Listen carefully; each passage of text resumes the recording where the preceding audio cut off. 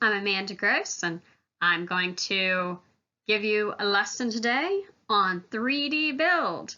What all I have learned in the 3D Build Tools class, what I've been working on, some history, some background. So, we're going to get started.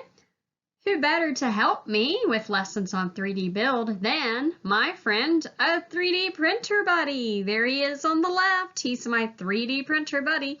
In order to do any 3D printing, you're going to have a 3D printer. So my 3D printer buddy is my 3D printer that's going to help me along the way. And 3D printer buddy has constructed a nice little history classroom for us to learn about the history of 3D Build. And in the top left-hand corner, we have Da Vinci painting the Mona Lisa. What? That can't possibly be 3D Build. That was way before 3D Build tools were invented. But experts, psychologists, researchers, artists, all are starting to think that maybe Da Vinci's Mona Lisa might have been the first ever 3D painting constructed all those years ago. Klaus Christian Carbon and Vera M. Hessinger, psychologists, overlaid the Mona Lisa painting in a twin, resulting in a red cyan anaglyph that looked uncannily like a 3D image. We know Da Vinci was way ahead of his time. He had thoughts about an airplane far before it was ever invented and thinks about flying machines. So, is it possible? Mona Lisa might be a 3D painting, even though it's not a 3D build. Dr. Hideo Kodama is probably the father of 3D printing. He tried for a grant to patent his laser cutter approach to a process. He was denied his patent, but he said that it built layer upon layer upon layer. I don't know about you, but that sounds a lot like 3D printing to me. And about a year later, Charles Hall did receive a patent. So he was the first person ever to patent the 3D printer. And the first object ever 3D printed was an eye wash cup, like in the top right-hand corner. I know, not very exciting, but first ever 3D print, an eye wash cup. I'm still trying to figure out what you would use it for. Do you actually wash out your eye with that? Kind of scary, but first print. Autodesk was born in 1982. In 1994, it became 3D compatible. So I have a picture of Happy Birthday Autodesk when it was their 30th birthday. By the late 80s, we were given 3D games, and with Imaginators came the power to 3D print your own creations from at home that hooked up to your video game. Oh, at the top, there is a picture of William Shakespeare. He has nothing to do with 3D printing. That was just 3D Buddy helping us with the history classroom. 3D Buddy can be a joker sometimes. Now we're going to talk about some 3D Build software. There are all kinds of 3D Build software, but I just took 5 that I was really interested in to tell you about today. The Blender Foundation made the Blender software in 2002. The good part about it is it's free. So what price type? Free. Ooh, that makes it great for people like me that don't have hardly any money. Its big target is game designers, artists, people like me that want a platform to play around in and get used to 3D Build software. In 1977, Francis Bernard came up with CATIA. CATIA? Not sure. Its target is aerospace engineering. It has a whopping price tag of $11,200. I think it's by month because quarterly it costs $1,700. That's a bit out of my price range, but it's supposed to be really good for aerospace engineering because it helps to make models and it builds complex design interfaces for their job. In 1983, Talon Khan invented Mastercam. Its target audience is machining. Price tag of anywhere from $4,000 if you're being really cheap, all the way to $40,000.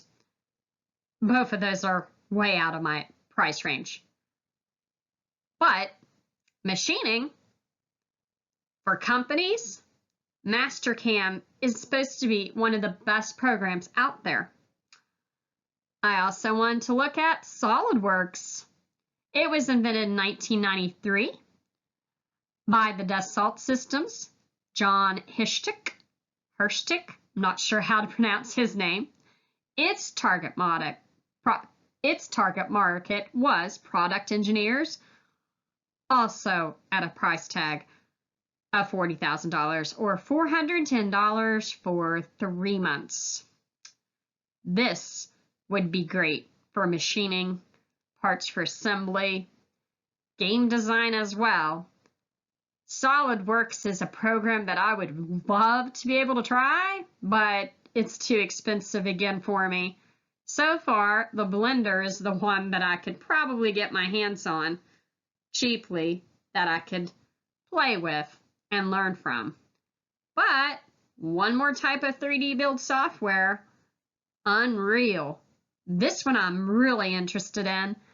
1998 by Tim Sweeney, and it's supposed to be for game designers and artists. People sometimes are at odds whether Unreal or Blender is the best. I haven't tried Unreal yet, just a little bit, and so far I love using it. But it is quarter payments as you grow up into the price tag. You can get it for free at first, and then eventually they start to charge. And the more buttons and features and fancy things you want to do, the more they're going to charge. Price tag wise, I guess Blender's the best. But if you have just a little bit of money to throw into it, Unreal probably becomes the best. With 3D Build, you have a lot of CNC machining going on. CNC-based build. CNC stands for Computer Numerical Control. In the bottom left, mechanical, aviation, marine parts are all made by CNC machines. So I have a little airplane going across the sky. In the top right, CNC machines are used for any high precision parts, including shafts, gears, bushings, flywheels, cam mold, and propellers. And then finally at the bottom, CNC milling can be divided into plane, surface, and angle parts. The die, the connecting rod, blade, propeller box, housing, shape parts are all machined by the CNC milling process. Now, I do have a little picture there of an artist who, it says, I love machining on the guy's shirt, and he's lost a leg. CNC milling can be dangerous, but as long as people follow safety rules, there are companies who have gone days, even weeks, months, years even, without having accidents in their businesses. So it can and is done safely most of the time. You just have to be safe no matter where you work. And my 3D Build buddy has put together a little science lab for us to introduce 3D careers. There are careers out there where you can do nothing but play with 3D machines all day. That sounds like a fun career to me. Well, let's take a closer look. A medical imaging 3D modeling specialist. Wow, that's a mouthful. They do 3D printed body parts and organs? I think Frankenstein monster. But no, you're not really going to be making Frankenstein. What these people actually do is help doctors and designing 3D body parts. If someone does lose an arm or has problems with an organ, they're working with doctors to help put parts back together to help keep organs working. So it's a very serious job and an amazing job to have for a 3D career. There's also math scientists. Oh, no, I'm sorry. Polymer scientist. So anyway, the mad scientists, I mean polymer scientists. They create new formulas and experiments. They're not really mad scientists, but a polymer scientists work with different companies and different institutions to help make newer, better experiments and things. Did you know NASA is going back to the moon soon? They actually use 3D built parts on one of their rockets, which is really cool. I'm pretty sure polymer scientists or scientists probably helped invent some of those parts. It can now get hotter than ever before and withstand cooler temperatures than ever before. And they put those parts on the rocket, the next one headed back to the moon. We also have on the 3D careers list 3D artists. They do sculpture, they do game design. If you have to think of what could they be for sculpture or game design, think nothing more than Skylanders, Trap Team, any Skylanders really. All the designs by artists probably had to do a little bit of 3D printing. Finally, the 3D career that most people are the most familiar with is CAD engineers. They 3D design and print machine parts for models, for businesses, machining. That was like the CNC building from the slide before. They're the main engineers in the 3D career field. And my 3D printer buddy is helping me with explorations and 3D printing builds. So I'm going to talk about a bit about my build. I thought with kids reading, you have just your run-of-the-mill average book like in the top left-hand corner. Why not turn the book light into something cooler, like the picture on the left, the dragon? Then that little boy on top, who is definitely exploring inside his book, might be even more interested in reading. It might get a lot of kids more interested in reading if they could have funky book lights in the shape of animals, or in this case, a dragon. Well, 3D printing buddy had to go away for this slide because when you start your process, you usually have to draw it out. There's no need for a 3D builder when you're just drawing. On the far left is what I first came up with an idea, trying to figure out how I wanted to make my dragon book light. I had all the ball and joints running together, and I knew I wanted that LED light to come out of its mouth. In the middle are the ball and joints, different dimensions, trying to figure out how I can stick them all together. I definitely wanted to make them movable so kids could move them around to adjust the light inside for their book light. And then on the right was battery box. I was going to try a AA, AAA battery box, A-size battery at first, but it was too big, so I ended up switching, and I had to do a watch-size battery instead. This is just a really quick look inside AutoCAD, inside some of the things that I was working on trying to create the Dragon Book Light. Here are some drawings inside the AutoCAD system that I was working with. On the top, on the left, the ball and joint, and in the middle top, also the ball and joint. So you could see it from different angles. You can do all kinds of cool things. Put boxes around it, put frames around it, put different planes of existence all inside the system, just like some of the other 3D building systems. AutoCAD is pretty good.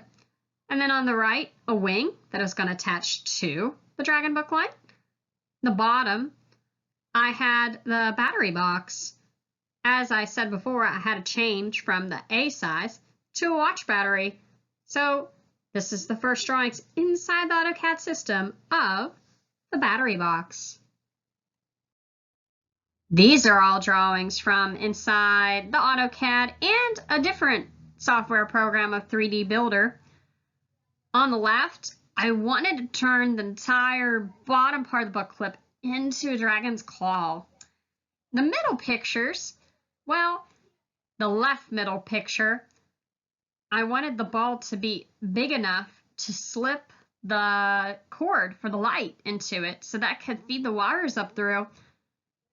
I ended up having to do a sweep, which is in the second middle picture, to get the hole big enough to get all the parts ready for the wires to go up through. And then on the far right, I'm trying to stick them all into 3D Builder before I start to print. These are assemblies and stress tests inside the AutoCAD system. On the left, the entire dragon is put together, getting ready to print in assembly mode. In the middle was a stress test that I tried to conduct to see how strong it was. It ended up being super fragile, so I probably will have to reprint, make it more sturdy, especially if kids are going to want the book light. And then on the far right-hand corner, the assembly again. Different angle. It's missing the head.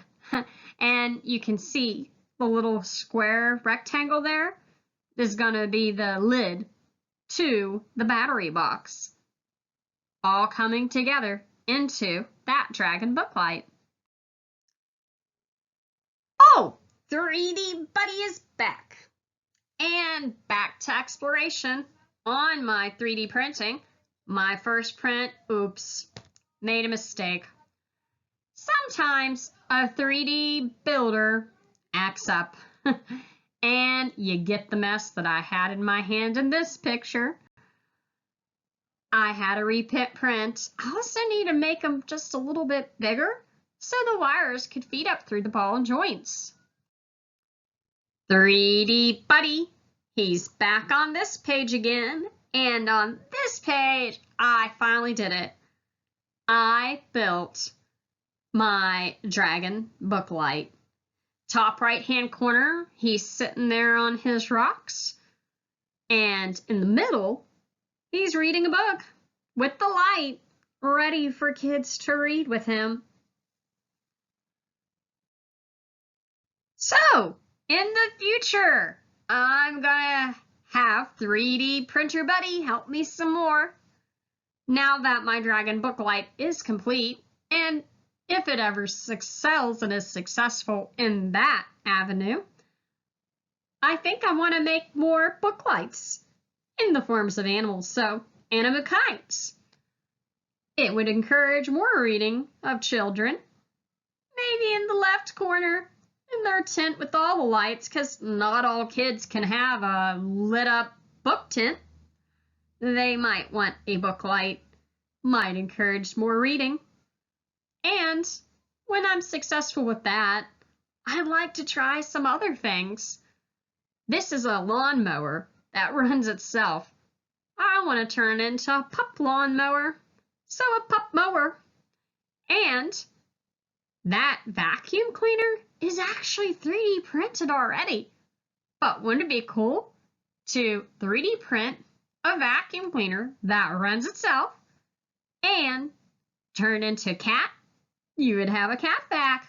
Then maybe everywhere all children will want to help clean the house and mow the yard.